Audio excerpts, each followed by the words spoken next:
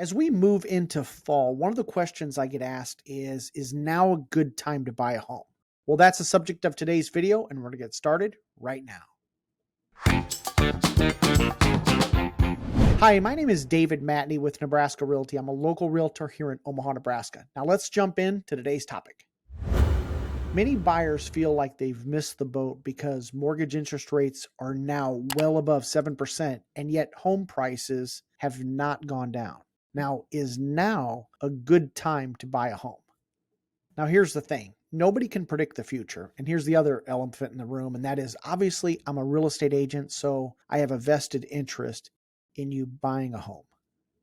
In my opinion, the best time to buy a home was 20 years ago. The next best time is today. Now, does that mean everybody should buy a home? No, some people should rent. Now, if, for example, let's say you're moving to Omaha and you're new to the area and you want to learn the city, I think it makes sense to rent at first. That way you can learn the city, take the time to explore the different parts of Omaha and determine what part of the metro best suits your lifestyle. I also believe that you should only buy if you can afford to, period. Unfortunately, right now, affordability is a real challenge. For so many years, Omaha was so affordable that a single person could go out and buy a 3-bedroom, 2-bath, 2-car garage that was brand new for under $200,000. Now, it was just 2019 where I helped a young guy who was single purchase his first home, and it was a brand new construction from a local volume builder for just a little over $193,000. Now, today, that very same home is over $300,000.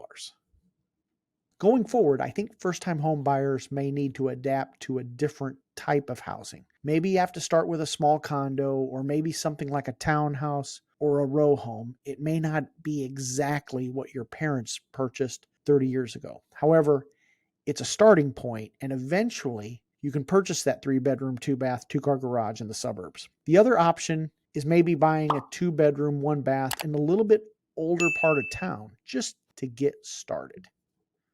In today's market, first-time buyers are going to have to make some sort of concession and maybe adjust their expectations.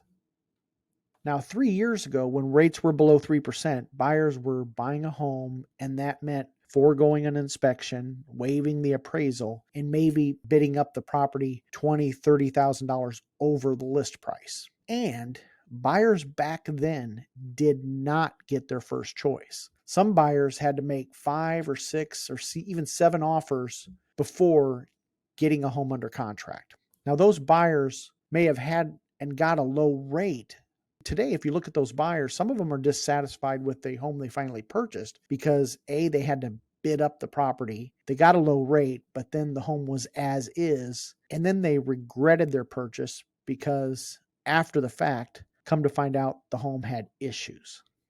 So what's good about buying a home now? Now, number one, you're making a big purchase.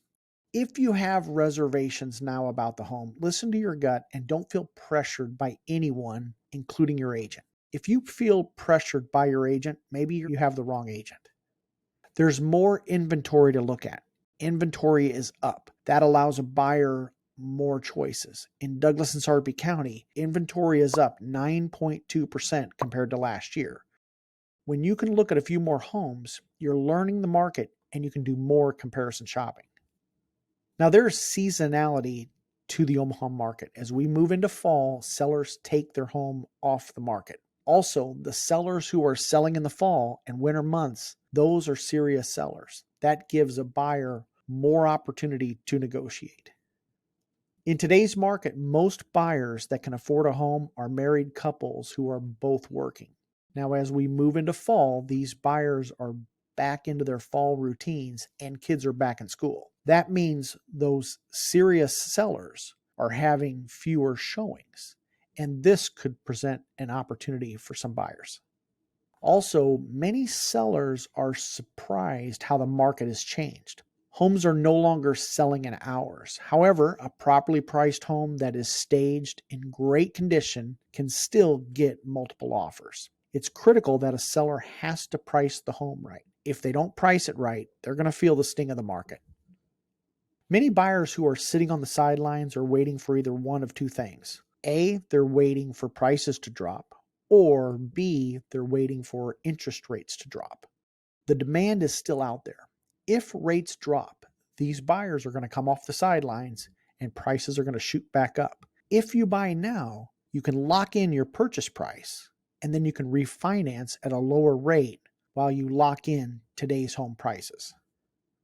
Okay, that brings up the next question. Will interest rates drop? Nobody knows for sure. We know this, rates go up and down. Will prices drop? Again, nobody knows for sure. The prices in Omaha are much better compared to other markets, and our home prices are much more affordable, and people like the quality of life here in the Midwest. Uncertainty is always a part of any market. You really won't know if you made the right decision until you can look back at it in hindsight. Today's high prices are tomorrow's great deals. Who knows? We might look back at a $300,000 home today and then 10 years from now look back and kick ourselves for not buying more property now when prices are over $500,000. And just from my own experience, when I was in my 20s, a $30,000 home seemed like a ton of money. 10 years later, prices were $60,000, and that seemed high. 10 years later, it was $150,000, and that was too high. Fast forward 10 years later, and $300,000 seems outrageous. In my opinion, you don't wait to buy real estate. You buy real estate and you wait. You basically have two choices. You can rent or you can buy. And guess what doesn't go down? And that's rent. The $30,000 home I bought back then, my principal and interest, taxes and insurance was around $335 and the rent was $400. Guess what? That rent never went down. 15 years later, the payment was gone, the house was free and clear, and the rent was $900 a month. Now you watch YouTube and you hear people talking about, investors having to panic sell. And that's not true. There are millions of small time investors out there that are just buy and hold over the long term. Now I bought a couple of investment properties back in the early 2000s. And guess what? When the Great Recession happened, those properties went down in value. However, I didn't have to sell, so I didn't take a loss. Investing is a long-term gig. In my opinion, when people get in a hurry and they try to get rich quick, that's when it's going to bite you in the butt. Okay, they try to flip a home with, hard money and they don't know what they're doing, and then they take a hit. I mean, this is my own personal opinion. A person should pay off their credit card balances every month. That's an easy way to make 15% on your money. Should you buy now? Now, everybody out there is looking for the perfect home and the perfect deal. The perfect home and the perfect deal does not exist. And in any real estate transaction, there's going to be two people that are unhappy, the buyer and the seller. The buyer thinks they've paid too much, and the seller thinks they sold it for too little. Homes sell for market value. You buy a home in a good location over time, you take care of it, and you'll be just fine.